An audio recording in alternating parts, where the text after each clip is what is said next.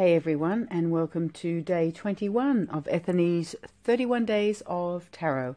And today the prompt is, do you read little white books or tarot guidebooks? How do you use them? And what do you do if the information contradicts the reading?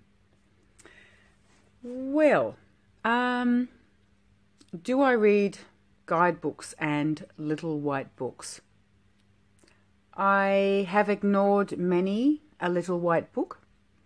I tend to refer to guidebooks, but I'm not really a cover-to-cover person, to be honest. I think it was the Dreams of Gaia that really changed that for me. And I'm not saying I have read it cover to cover, but I did delve further than I ever imagined. For some reason, certain decks come to me and I think I owe it to the creator to read this book and not just sort of move it aside. I'd never toss it aside, but move it aside, yes. And there's such a strange irony because you see I've got the Chrysalis Tarot book there. And for some reason, when I did delve into that book, I lost my connection. And I'm going to put it down to timing. Perhaps at the time it just wasn't right for me because I went to put the Chrysalis up for swap and couldn't do it. And then watching Elise, Wild Moon Woman, she made comments of a similar vein, well, as far as, reconnecting with the Chrysalis Tarot. And I so clearly resonated with everything she had to say. It's like she was reading my mind. And I know in my heart that my journey with that deck is not over. So I'm sticking with it. So I think I will go back to that.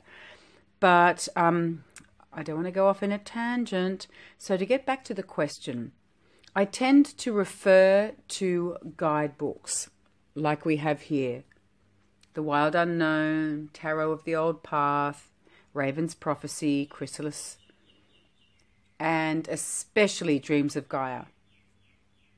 When it comes to the Tarot of Ceremonial Magic, that is a different story. I think that is one book that I will have to sit quietly and allow a decent amount of time and space and place to work with this deck and guidebook as a team. And I think the same will probably be for Tarot of the Spirit. You know I love it. But when I buy the proper guidebook and or attend classes, and also Thoth, I think that's going to be a different ball game altogether, where if I actually want to understand it, I'm going to have to take the time and not just refer to the book, but delve in and allow myself the journey from front to back. I do think so. Having said all that, I have to, give a special call out and salute the Sacred Rose Tarot. So as I'm talking to you, I'm saying I don't really read the books, and I am an intuitive tarotist. I've always said that. And it is probably, I would say, common practice for me to not refer to little white books. Because as someone said recently, they all say the same old thing. And look, she wasn't wrong. As far as the majority of the little white books, it's the same kind of standard Rider-Waite-Smith meaning, blah, blah, blah. Doesn't matter what the artwork says. However, when I purchased this book, I don't even know why I read this little white book. I think it really was only because I decided to do a walkthrough. And I thought, well, look, at least I'll get a bit of an understanding. What is the Sacred Rose, as an example? What does it mean? And I gained so much out of this little white book. And I think it's because it's a little bit older. You can see there's more.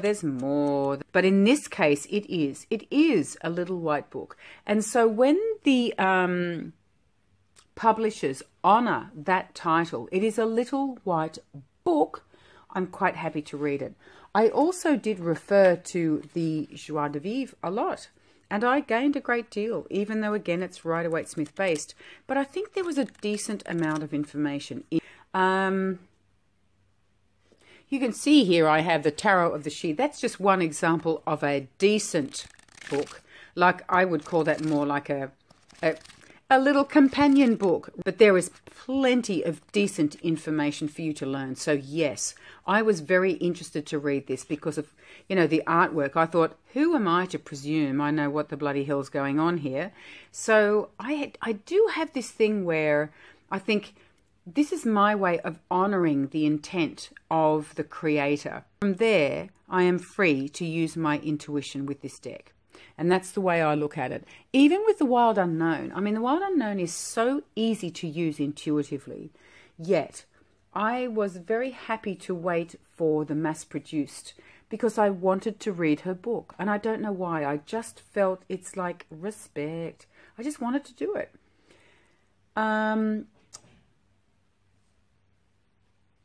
Then I came across little white books like this one here for the Connolly Tarot.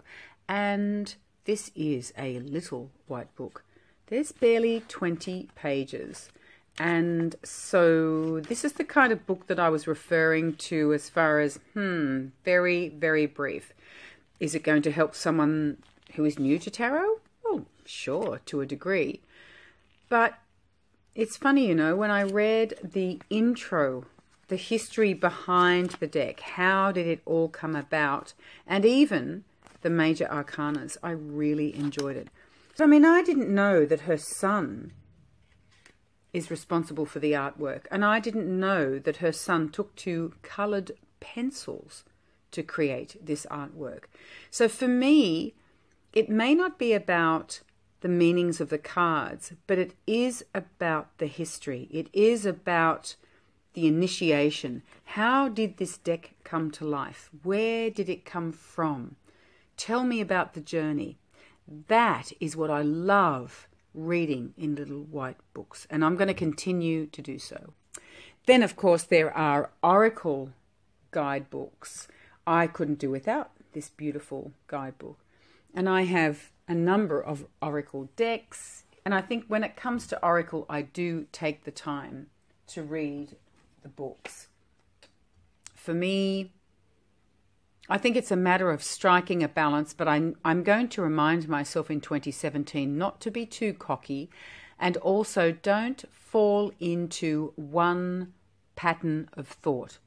For example, every little white book is rubbish, or every little white book is not worth my time because it's too brief.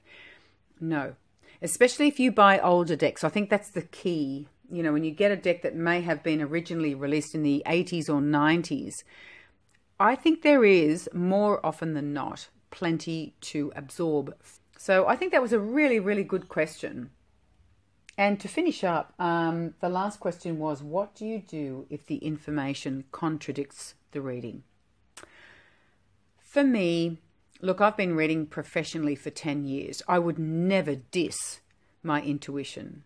So at the end of the day, if it says something in the book, my normal MO is have a think about who the client is, what is the circumstances that surround the client, what is the question the client asked, and what are the surrounding cards.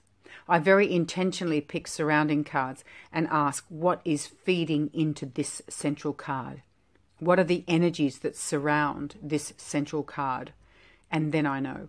So, yeah, am I going to diss my intuition after asking all those questions and go, oh, hang on, I've got to pick up the little white book. Oh, that seals the deal. No, never. However, balance is the key. And sometimes if I am stumped, I wouldn't do it with a client, but if I'm sitting there sometimes thinking, what am I trying to tell me? I might pick up that little white book. And you know what I mean? There might be one word in that very short explanation for that card that triggers something in my solar plexus. And that gives me the answer I need. And I think, you know, two things. If I decide to swap or sell a deck, I think it's nice to give the complete package if I can. But other than that, I always think, hey, never say never. Maybe down the track, I may wish to refer to that little white book. Before I go, I will say, because I do not have the greatest collection, you probably know a lot more than me, and maybe you did come across certain decks where the little white book was a little puff of air. If it is absolutely useless in your world, the way you look at the deck, if it's an insult to the deck, I have no problems or no judgment of any person that decides to throw it out. I'm just saying for myself, when I referred to little white books well after I bought certain decks, it made me pull my head in because, again, sometimes it's one word or one short sentence that has me thinking, oh my gosh, I didn't think of that. And for that, I'm grateful. So I think I'll leave it at that. Thank you very much for watching, and I'll talk to you soon. Bye for now.